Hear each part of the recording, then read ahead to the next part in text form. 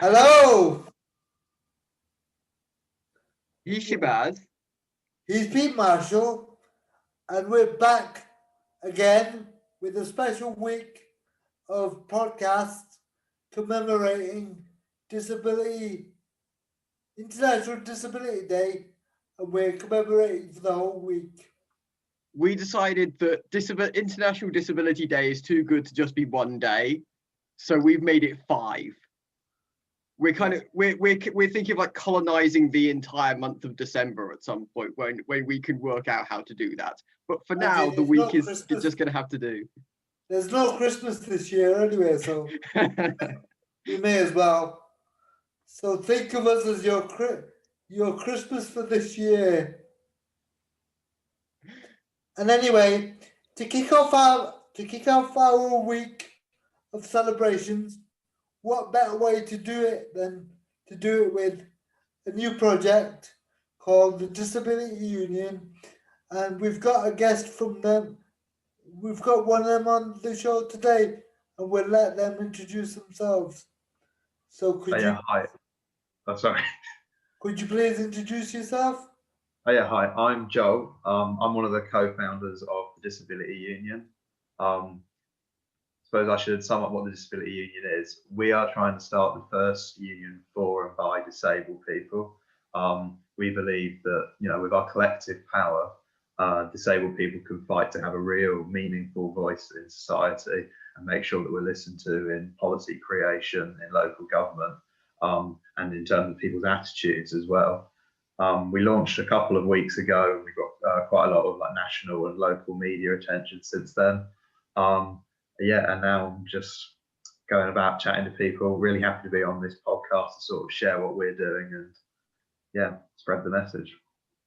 Yeah, it would be really helpful for us to get, first of all, the origin story of Disability Union, if you can. Yeah, of course. So this isn't really my story. So the other founder, George, he's not able to be here today, but it was really his idea. And he's told me this story so many times, so I'll try and do it justice. So me and George have known each other for probably about a year and a half. It might even be coming up to 2 years now. He was involved in organising an event called Southampton Transform, which is was like a local spin on the World Transformed, if you've heard of that, which is this big event that's held every year alongside Labour conference, where they just do sort of workshops and they have guests, and it's like a big festival. And I volunteered at Southampton Transform, and through that I sort of met the organisers. George was one of them. I became really good friends with him, and he is actually one of the sort of few activists in Southampton that I know of who is disabled, and so people often go to him as sort of the voice of disabled people, which sounds really unrepresentative, but the issue is that a lot of disabled people don't get involved in politics as much as I think they deserve to.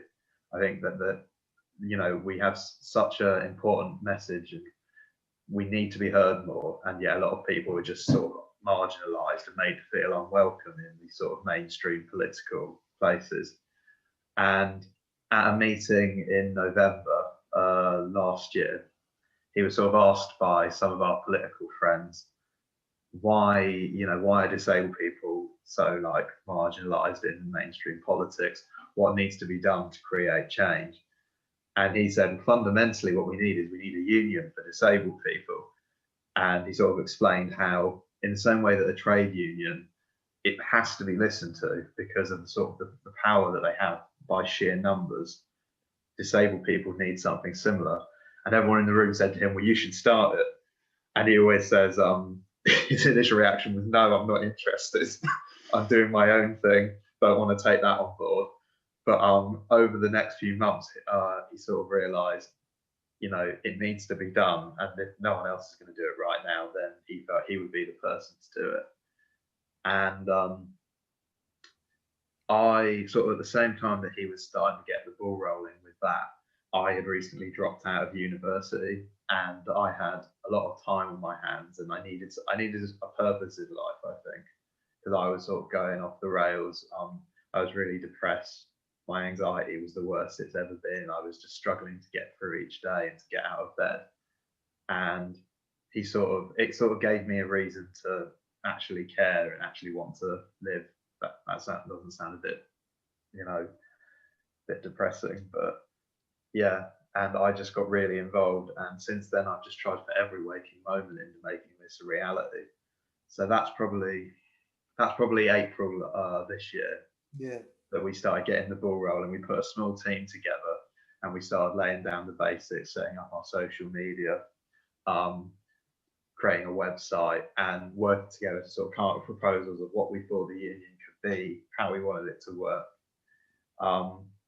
And we wrote loads of stuff about what we wanted it to look like, but then we realised the best way to sort of figure that out is to start trying to do the work that you want to do. So we started running like a few Facebook adverts. We'd have a couple of members trickling in each week. And they were coming to us specifically to get help with something like applying for benefits or appealing, or finding funding for social care, or managing their care as well, which obviously has been so difficult during COVID, especially for people who are immunocompromised, because you not only do you need carers, you need carers who are going to shield for you as well. And that's something that George struggled with, but felt, he wanted us to be able to help other people with, because it was so important. Housing as well. We helped a few people like move into accessible ground floor housing, that kind of thing. And we did that for probably 4 months up until November. And that was sort of what we call now our test period. We didn't know it at the time, but it was sort of that period we look back at it saying that proved that this is viable, that people want this, and that we can do it. And so come 2 weeks ago, I think the week starting the 6th of November, we put out our press release. We said, we're here, this is our vision, sort of transform society through just the power of disabled people's voices. We want to try and unite 14 million disabled people in this country and give us a voice and represent us, so that political parties and the government can't just say, well, who are you speaking for? As that's the case for so many charities and DPOs, is they don't have formal membership, they don't have representation, and so the government and parties are never convinced that they're actually representing a large cohort of voters. And that's what we want to do, so that they have to listen to us, so that they can't tread on disabled people like they do right now. And the response has been phenomenal. I mean, we've had people from all across the country just saying, people coming to us now who are saying, I don't need help right now, I'm doing okay. But the vision that you're talking about, the idea for this, it's people just find it compelling. They're like, why hasn't this been done already? They love it, and people just feel so invested in it. And I mean, it's just been really moving. It's been an amazing experience the last month. I think I've learned so much, but it's been really, really validating as well. Yeah. Yeah. It sounds really, really like moving and really, really necessary. But what I'd like to help you with is in practical terms, like how many of you are setting this up to start with then? Is it just you and George, or? So it started off with George, and as his idea, and he used to, I think he still does, he has a very small marketing company where he hires, I think, about 5 to 10 disabled people, and they do work for clients here and in America. Is that Purple Goat? No, that's not Purple Goat. He knows the guy who runs Purple Goat, but it's I think it's called Accessible Media Agency or something. Anyway, that's I don't really know much about that, but just through the people that he was already working with through that, he sort of said, do you want some more hours? Do you want to help with the disability union? And they all jumped at it, because again, they were compelled by the idea just as I was. and we worked with them to get everything set up. And then I came in around that time as well. And since then, now we've got everything set up, we're sort of running a skeleton team of I think about 5. No one is like paid at the moment. It's all like voluntary. There is one member of our team who gets access to work through George, but besides that, yeah, we all just sort of, we're investing everything we can in this right now to just get it off the ground. And then, you know, looking into the future, that's when we can say, like, what can we fund with the membership dues and that. But at the moment, that's all going into like paying for basic services, like we're operating the phones and that kind of thing.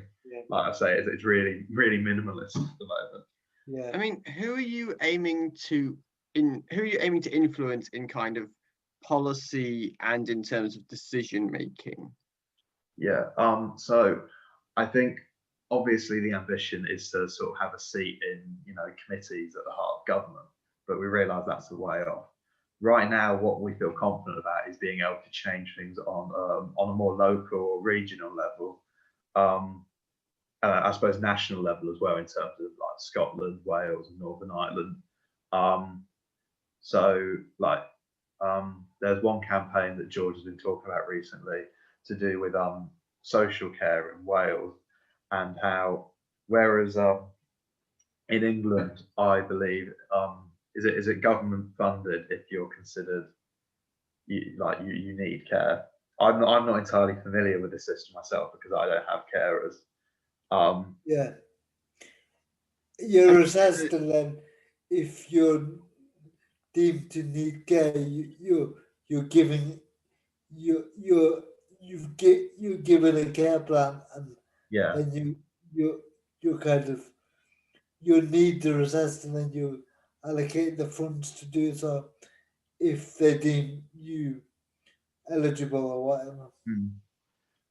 My understanding is so that on certain plans in England, you can choose your carers, whereas in Wales, I think it all goes through NHS funding, and they select like a private agency for you, a care agency. You don't have choice, and you know, just having a say over your own life and your own care is so important in terms of having an independent life. And that's just, you know, so people have been saying we should work like to change that in Wales, so there's sort of a hybrid model between NHS funding, but also giving the personal choice to people in terms of who cares for them, and not forcing an agency on them.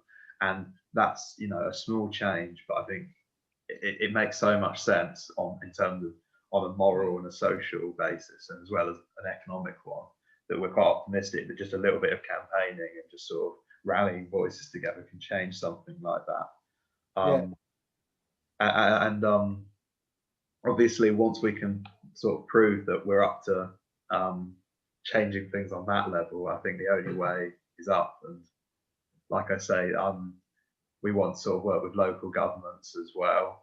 So we're based in Southampton, and me and George are quite well connected with the councillors that we have, and it's very much our plans, you know, in the future to sort of identify local problems here and use those relationships we have to really sort of lobby on behalf of the disabled community in this area to make sure that we're represented by our councillors.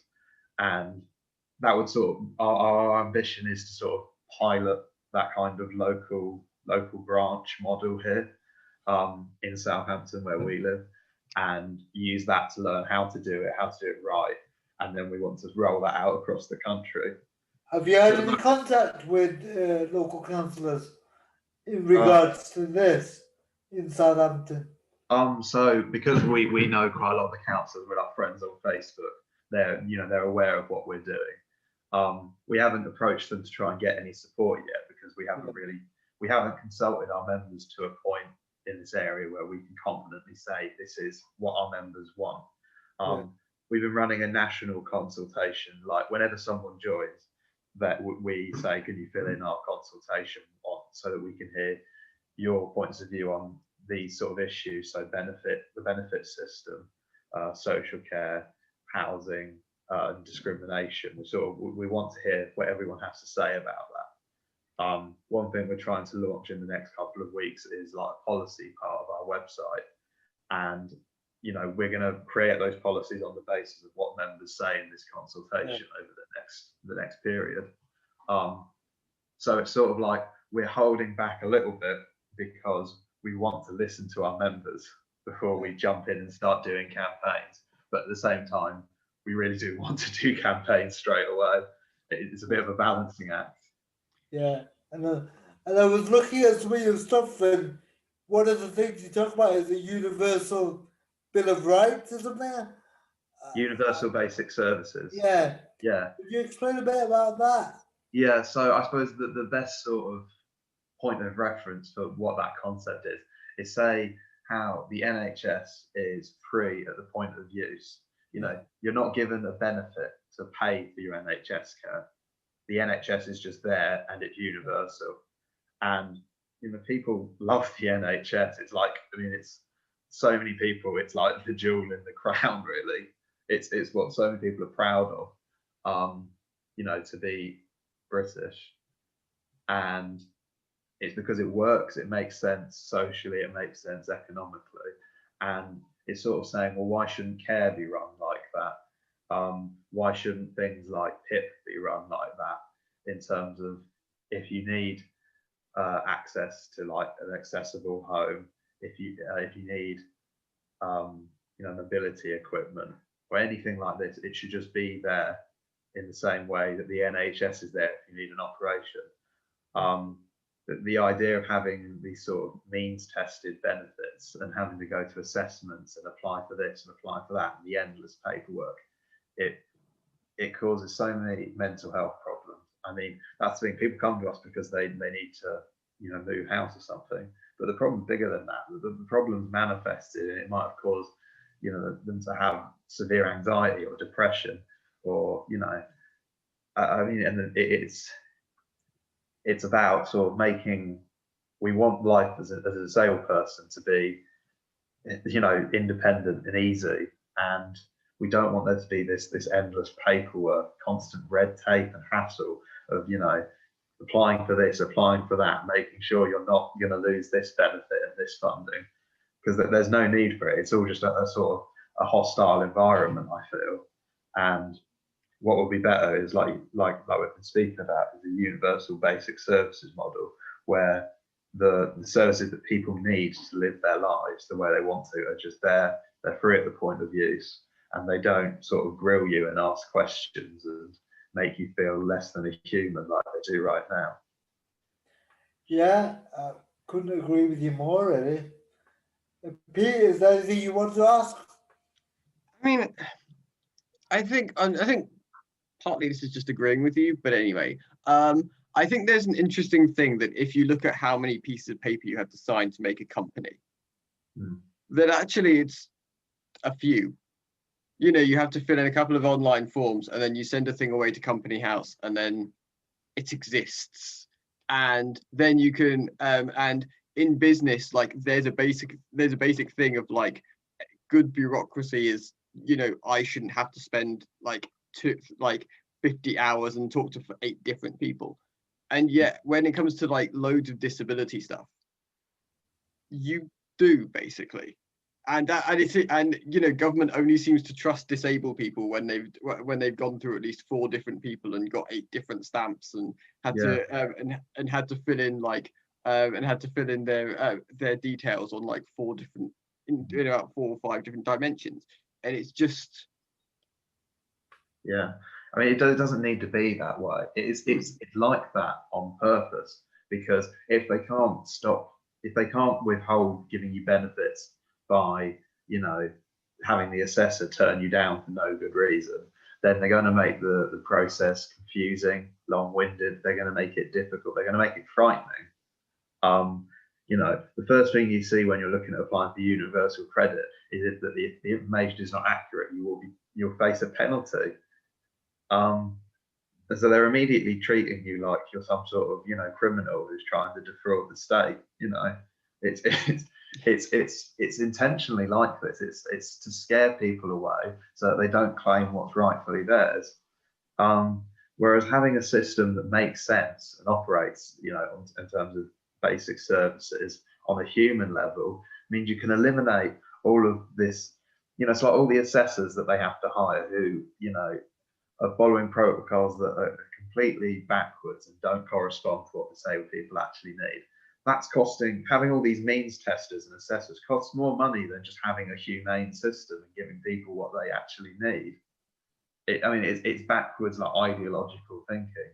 And I think, you know, we want to create this union so we can present a really robust and democratic challenge to this sort of hateful way of looking at disabled people as a burden on society, because it's just nonsense.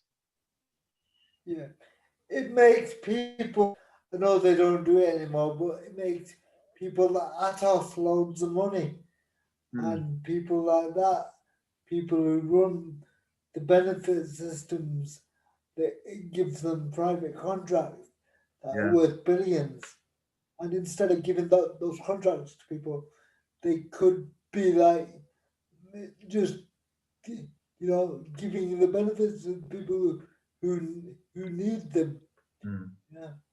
And I think, what, you know, rather than spending billions on these contracts, one, take that money, eliminate assessors and all this horrible environment, put that into actually investing in disabled people, and then secondly, let disabled people determine what the best system for their benefits, for their care is, is for them. Because, you know, disabled people, we're not just trying to get something for nothing. We just want to live our lives. We just want to be independent. We want to have choices and a say and feel like we actually have agency. And if this system was built by us and for us, it would cost less and make so many people's lives better. It's a no-brainer to us, but people like us we're not in these conversations about how these systems are built. And it's just paramount that we force our way in there, I think. Could you give us some insight as to what it's like as a disabled person in Southampton? Yeah, so I don't have any I have clinical anxiety, which I think it's quite important to talk about how it's a hidden disability. A lot of people don't even see it as such. But for me, if you're looking at the social model of disability where society presents obstacles to you, it isn't built for you, then I think that describes my experiences to a T. And I like being able to talk about that and sort of raise awareness that it's not all disabled people are in wheelchairs or whatever. No. But I suppose if we are going to talk about like kind of accessibility in those terms, I think it's fairly good. There are I haven't been like somewhere like Brighton where I was just appalled at how there were basically no dipped curbs. That's one thing that's a lot better here. But I can't speak on behalf of people that do need those kinds of things. Yeah. I think it's one of the better places to be. Yeah. I think George finds that he can do quite a lot around Southampton. Like most of the pubs and bars are accessible. Yeah. So when COVID's not going on, he can always get pissed. Yeah. I suppose I'm not the right person to go into a lot of detail about that. Yeah. No, but could you talk about accessibility in terms of yourself then? Because what you were saying before was quite interesting. Yeah. In terms of disabilities and stuff. Yeah. I think although I want to sort of work to see that my anxiety is seen as a disability, I still feel like I'm internally a bit ableist towards myself. So I'd say just like going on a bus for me, it is really, really difficult. And the city's promoting public transport so much, which is a good thing given climate change. But for me, it's really hard.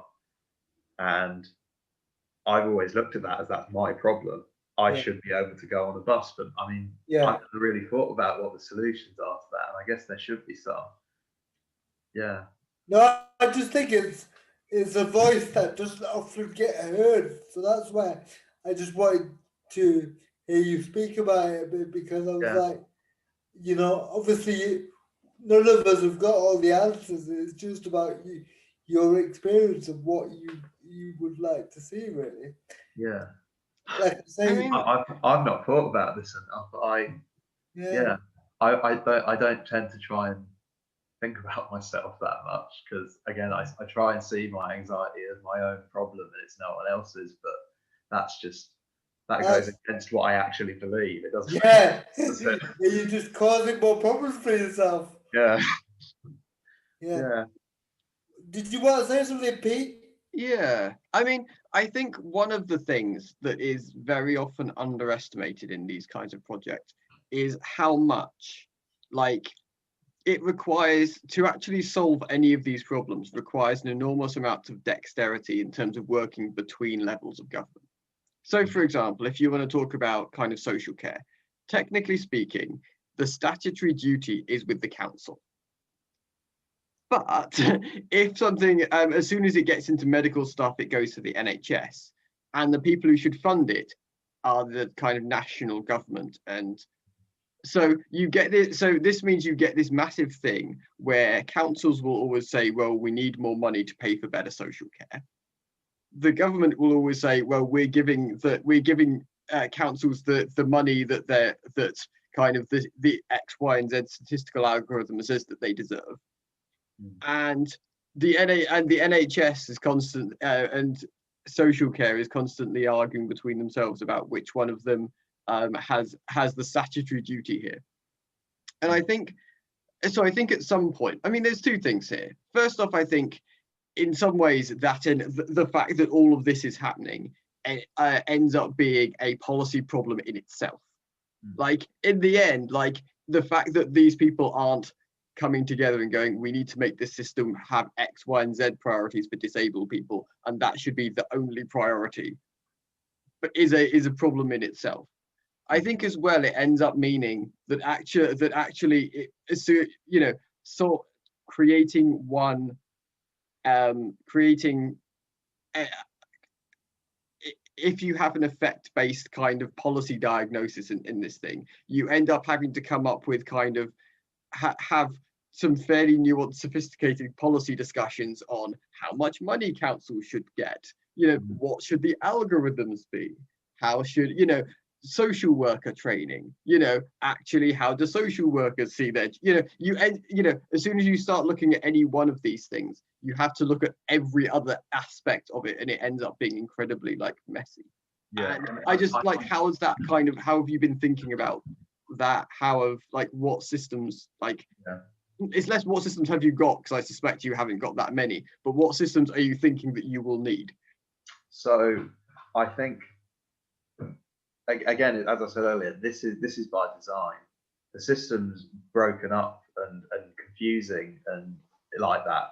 It's the same kind of like Thatcherite economic reforms that sort of destroyed social housing, 30, 40 years ago. It's this idea of putting the burden on councils and then making them strapped for cash so that they can't do it. And then the council looks bad and the government can get away with not sort of covering their responsibility to the citizens of the country. And I think that's why it's so important to sort of have these national efforts to not just propose policy, but to bring people together to create a voice and to raise awareness. I think that's sort of what I would praise like DPAC for the most, is what they've done in sort of challenging attitudes across the country. I think it's been fantastic. I suppose what we want to do to go a step further is we want to sort of sit down with government and say, give us a seat at the table. And I think that our ambition to represent thousands and hopefully millions of disabled people, we hope we do this right. We will get into those places. And when you have disabled people's voices being listened to in places where policy is created, then that whole attitude to how these systems are built will have to change. And I think that will begin sort of with each of these issues that you sort of mentioned on all these different levels of government. When there are disabled people in the room speaking for disabled people, then we won't go overlooked, I think, or not so much. Does that make sense? Yeah. Did to me, I don't know. Yeah, I was just thinking like, what, you know, there's a, with it being called the disability union, the first thing that comes to mind is the classical union kind of worker-led movements, But I'm assuming that this won't be just for workers, and Oh yeah. So we sort of have modelled our membership around a sort of pay what you can kind of model. So the vast majority of our members have a general membership, which is the cheapest option, and that's people who are retired, who are on a low income, who are out of work, that kind of thing. And the idea is they sort of pay quite a small amount so that they can support the union and get the help they need. People who are in work, we have a slightly more expensive membership, and then there's a solidarity one for people who, just want to support us with quite a lot of money. Well, I think it's quite a lot of money, but it's up to them to sign up to it. But we offer, no matter what membership people have, we offer everyone the same thing. They're all equal members. Every member is equal, and that's really important to us. And what do you get for that membership? So we're trying to expand what we offer all the time. Then there's two sorts of sides to it. So there's the sort of supporting the vision and wanting to be part of the kind of the democratic voice of the union, and that's what quite a lot of people have joined for since the launch, particularly.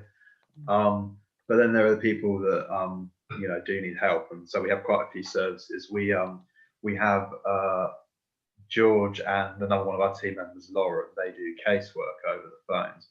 So if you sort of come to us and you have a disability related issue, that they'll talk to you, they'll learn all about it. We'll do kind of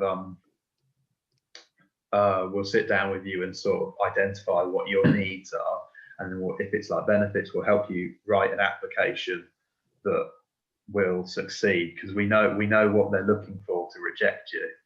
So we had someone who was rejected because they said they can drive a manual car, and they said, well, if you can drive a manual car, then you can work, and the reality is that this person can drive their car for about 10 minutes 2 days a week, if that, and it really exhausts them. It can be physically painful, and sometimes they need a friend to do it for them.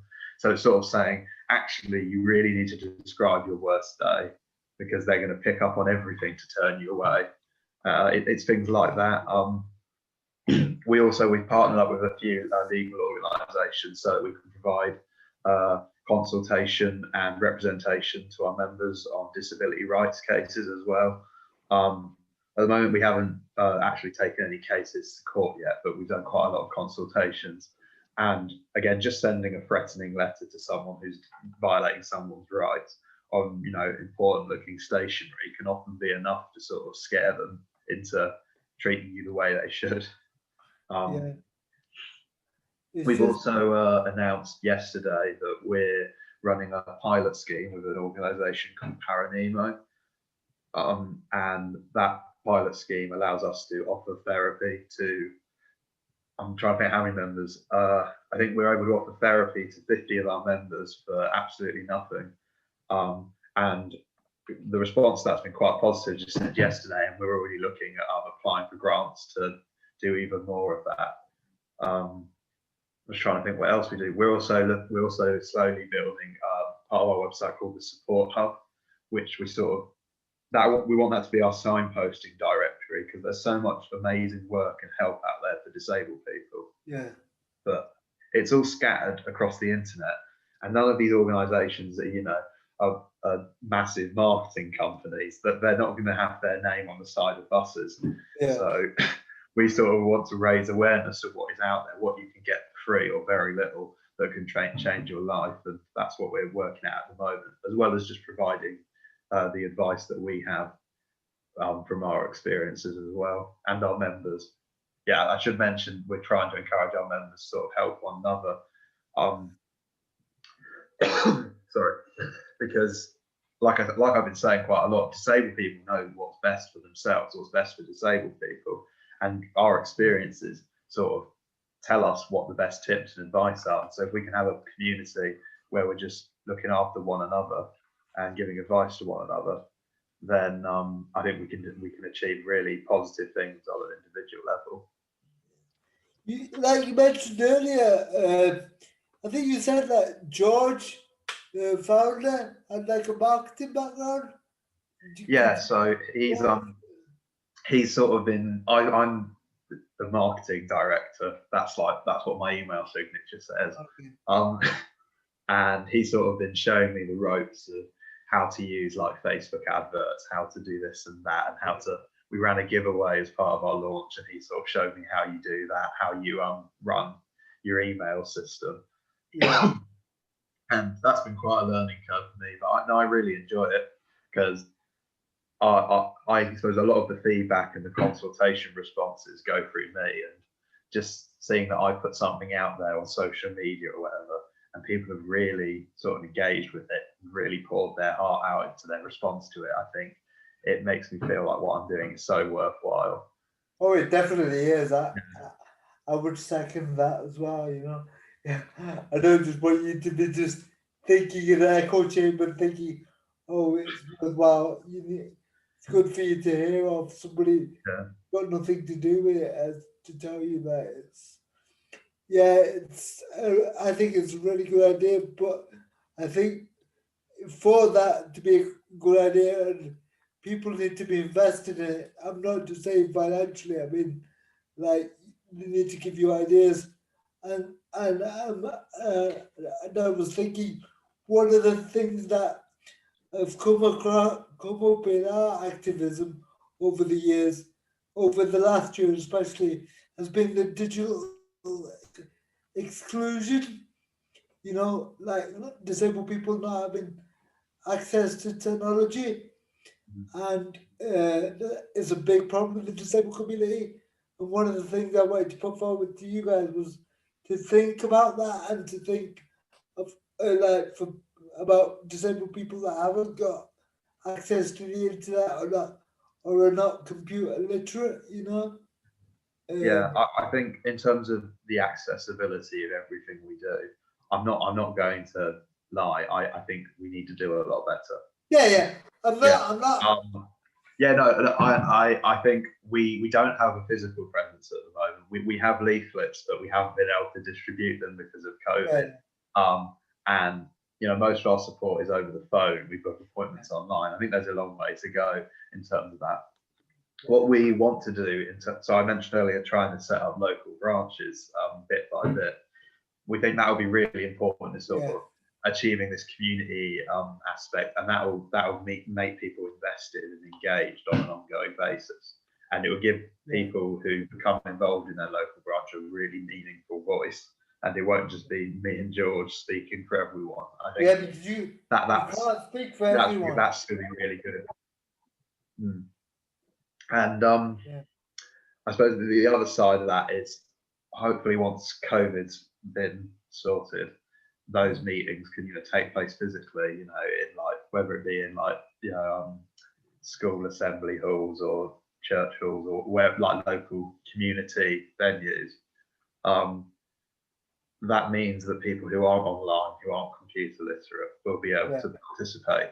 But I think until we're at that point, we do have quite a challenge, and we need to think about that long and hard to overcome it, because we need to speak for all the Yeah, I just wanted to raise that as a potential area you might want to look at, because in a lot of our work, that is something that we've kind of come across a lot, especially during COVID. It's showing that people are falling through the cracks, as it were. Yeah. And especially with the universal credit being entirely on the internet, it's digital by default, isn't it? So a lot of people, some people can't even access that because there's not even libraries open anymore. So they can't. What groups have you been in touch with? Who you've been talking to? Because you mentioned Deepak. Yeah, we haven't spoken to Deepak as much as I would have liked. Although that's probably more our failing. We're trying to reach out to everyone and anyone, and sometimes things slip through the cracks. One of our team members, Fleur Perry, she's very active in Deepak, and that's sort of how we got to know her. And she's just been invaluable. She has so much amazing background in sort of disability activism and housing rights and stuff. She sort of brought me up to speed, I think. Well, I wouldn't say I'm quite up to speed yet, but she's certainly doing her best. So I mentioned Paranemo. We've been working closely with them to provide this therapy to our members. We're also working with Carer Support Wiltshire to do sort of similar things, applying for joint grants to provide therapy to members. We've also been speaking to Even Break for quite a long time, the Disabled Employment Agency, and they've been really, really enthusiastic about what we're trying to do. And I think that they sort of speak to how we really want established organisations for disabled people to sort of be part of our conversations and get on side with us. So, because Even Break can reach out to probably, I think, like 15,000 disabled people, and they think Even Break think we can benefit those people, and so do we. So I think that's a really valuable partnership there. We've been speaking to another group called Live You, which is a small company that helps people sort out their I think it's either care or mobility equipment.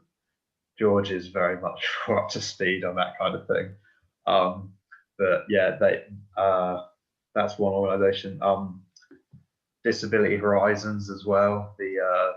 The lifestyle magazine have been working with us a lot. They've given us some coverage, and we're looking to do like joint videos with them in the future on a regular basis. So that's a really exciting thing.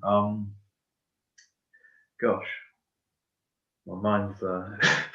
Is there any groups that you would like to call out and say that you would like to have contact with? You could give them a message. Off the top of my head, I wouldn't want to forget someone. Oh no. I'm really happy to be speaking to you two, actually. Yeah, it's really nice, to speak to sort of voices in the disability community. Yeah. People that sort of have a following, and and I think you can speak sort of to what your listeners are concerned about, as well as yourselves. And I think it's really nice being here chatting to you. Yeah. Anything that we can do, let us know. Yeah. Because we gotta amplify each other's voices. Mm-hmm. Yeah, I mean that's what it's about. It's about uplifting one another, because right. But that's sort of our whole ethos, is we can't do this alone. We're stronger together. So yeah. And we've each got to praise and criticize each other at the same time. Mm-hmm. Yeah. To just improve one another, because everybody can improve. Yeah. No, I think that's really important. Actually, I think reflection is so valuable. Yeah. I think personally, there's sort of been an attitude from a lot of the press to sort of look at disabled people in our campaigns and say, "Oh, aren't they doing so well? Isn't that inspirational? I want to go with a pat on the head or whatever." These really ableist attitudes. And really, I think we need to be saying to ourselves, we're trying like hell, but right now, especially with the government we have right now, we're losing. Our rights are being rolled back. This spending review they announced yesterday, is another blow to disabled people. And we need to be able to say that we're not winning this fight, and we need to find out how we can improve, and how, there's so many of us that are giving our all, we're giving everything to this, but they're still not listening to us. So we need to try new things, and we need to be self-critical. So I absolutely agree with you there. Yeah, and political parties just don't seem to be cutting it either. So it's just kind of uplifting to see somebody actually going out there trying to do something, and that's what I find I don't want to use the word inspirational because I let other people use that one, but I find it like comforting at least that it's not just me shouting in a corner, but there's other people right the way where you are, doing what you're doing, and hopefully it'll spread like a virus throughout the country. This could be a positive virus, you know. So, anything you want to say, Pete? Hello? No, I'm good. You don't want to say anything? All right. Yeah. Is there anything you'd like to say, Joe? Thank you Before we very much for close? having me. Yeah, this has been really enjoyable. I'd love to come back on again. I Yeah, hope yeah. I could bring George along with me next time. Yeah. Yeah. Tell him we're not that. We're really not that scary. You know.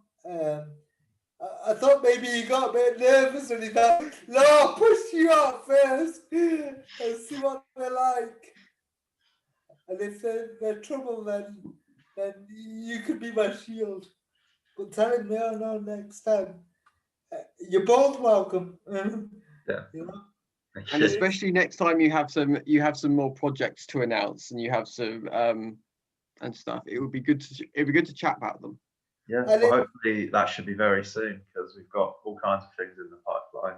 We're looking at like doing lots of webinars with different organisations soon. So again, that's to sort of do more engagement with our members to sort of do some educational work as much as we sort of listen to their own thoughts and their own takes on these kind of things. So yeah, there should be news fairly soon. Good to talk to you about hidden disabilities as well, because it's something we don't really talk about much even on the show. So We talk about autism a lot, Yeah. which is one. But I will say, when it comes to things like anxiety, I'm not sure we've ever had a discussion about that. So No. So that's why it was also good to like highlight that as well. And you shouldn't feel like it's your problem. It's part of you, but it's also other people's like issues as well. And actually, I'm not sure how much I've heard of any kind of deep policy discussions around anxiety. Yeah, I mean, I think so many people have it, and it's just sort of seen as one of those things that it's a really hard thing to sort of move forward my own attitudes on.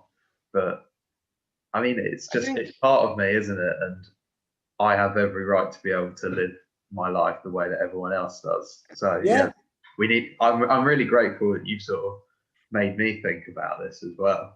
And encouraged me to talk about it. It's been quite an eye opener for myself. Yeah. No, you genuinely should do, because like a lot of people are suffering in silence right now.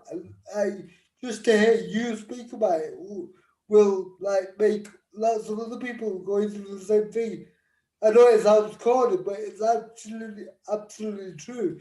I think that it will just give people like confidence to speak about it. And I can tell that you're reluctant to speak about it, which is understandable, but you really should if you want to, Yeah. No, thank you. Yeah. All right, then. Thank you for your time.